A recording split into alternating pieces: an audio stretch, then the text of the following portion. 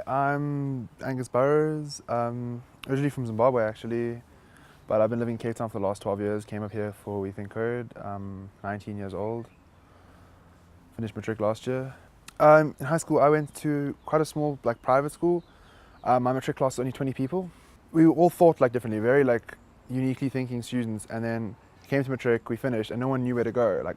I was lucky. I've always wanted to do coding since I was 5 years old. But a bunch of the students just have no direction, just sit at home, do whatever, because they've got no direction. My school was primarily white. We had a few different racial groups, and obviously girls and boys. But I was in a poorer white area, called Strand in the Western Cape. Definitely not a high up white area. So a lot of the students actually struggled quite heavily with financials. I even struggled. I had lower fees and whatnot.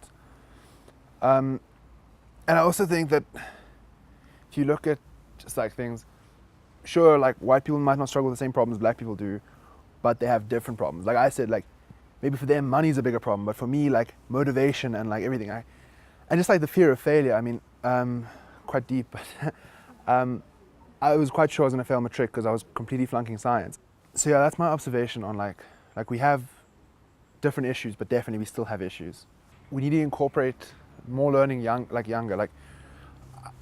Okay, but I've been very interested in the Montessori methodology, but they start teaching at 5 and whatnot, teaching maths and all these things, so that by the time you reach matric, it's very ingrained. I mean, a lot of students couldn't do maths at all because they just hadn't learned it at a young age. They went to a really crappy school or something. And just more guidance, they must have backup plans. They say, hey, if you fail matric, don't worry, we've got these plans in place for you to repeat subjects and you'll be good. The advantage or the meaning of coding in South Africa is it's a relatively open source sort of medium, I guess. It doesn't take a lot to get started. You need internet connection and a basic computer. You can go buy a 3,000 rand laptop and you'll be set to go coding. And there's tons of free things online. So it's very easy to get into.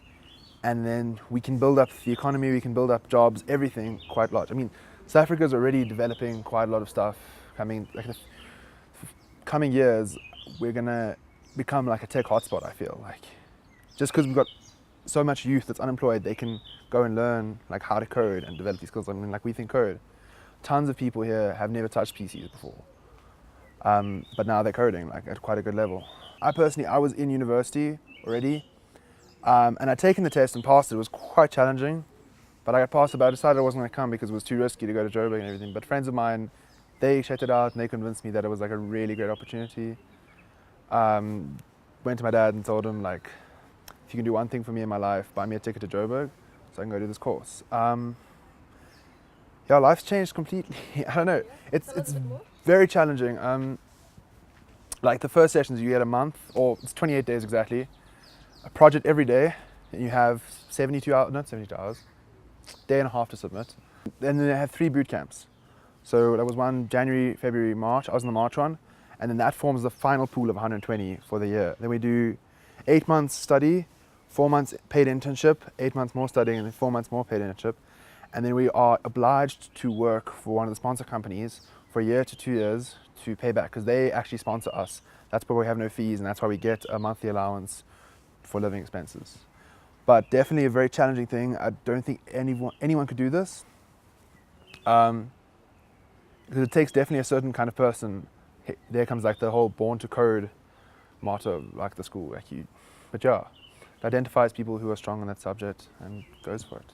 Yeah, I'm about to go on my first. I'm meeting with my intern on the 21st of December. That's my first meeting with the company. Then I start working for them 16th of January. For 4 months. I'm very excited because that's the biggest problem with university students, I feel. They come out, I was talking to one of the big companies that sponsors us, and they said more than half the students that come out of university, they meet the entry requirements or whatever, but they don't have any work experience. They put them through a training camp in any case, do another 3-month course. How is it that you're studying for 3 years and then you can't go into the workplace? So that's what actually attracted me to We Think Code the most. Instead of a 3-year course, it's a 2-year course, and I get 8 months of experience in it. So I'm work ready the second I leave, and I get placed. There's no job struggle. As soon as I work for one of these big companies, if you work for one of the banks or something, you just put it on your resume, and it's oh, you got 2 years experience at F&B. Anyone can take you. the best way to get or use the information and get it out to the public would be through social media, because I mean everyone in my generation is constantly on Facebook, constantly on Twitter, Instagram, YouTube. Like, all of these platforms are perfect for spreading the word.